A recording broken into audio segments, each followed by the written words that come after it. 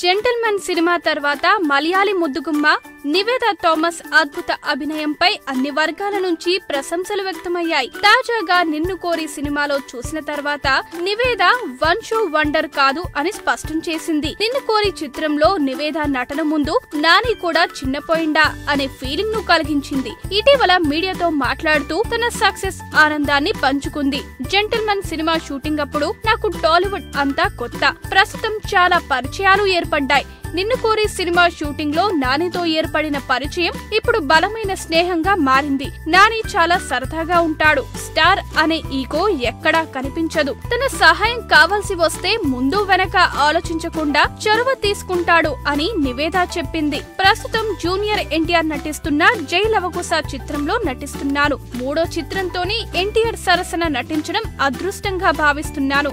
జై లవకుశలో నటించడం ఓ గొప్ప అనుభూతి. ఈ సినిమాలో ముగ్గురు హీరోయిన్లలో ఒకరిని అని వెల్లడించింది నివేదా. త్రివిక్రమ్ శ్రీనివాస్ దర్శకత్వంలో రూపొందించే సినిమాలో పవన్ కళ్యాణ్ సరసన నటించే అవకాశం వచ్చింది. కానీ ఆ చిత్రంలో చెల్లెలు పాత్ర. హీరోయిన్ గా రాణిస్తున్న సమయంలో సిస్టర్ పాత్ర చేయడం వల్ల కెరీర్ ముప్పు ఏర్పడే అవకాశం ఉందనే ఉద్దేశంతో ఆ పాత్రను ఒప్పుకోలేదు. ఆ మాటను చెప్పడానికి చాలా బాధపడ్డాను. పవన్ తో సినిమా వదులుకోవడం దురదృష్టకరమే.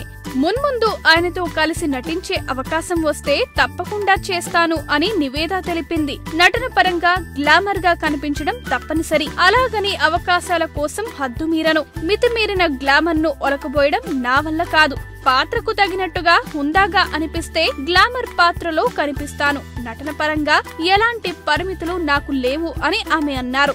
బాలనటిగానే సినిమాలోకి ప్రవేశించాను. స్టడీస్ పూర్తయిన తర్వాత పూర్తి స్థాయిలో నటనను వృత్తిగా స్వీకరించాను. ప్రస్తుతం తెలుగులో 4 సినిమాలకు ఓకే చెప్పాను. తమిళ, మలయాళంలో కంటే తెలుగులోనే పాపులర్ కావడం చాలా సంతోషంగా ఉంది అని ఆమె చెప్పారు. ఈ వీడియో గనుక మీకు నచ్చినట్టయితే లైక్ చేయండి, షేర్ చేయండి, సబ్స్క్రైబ్ చేసుకోండి.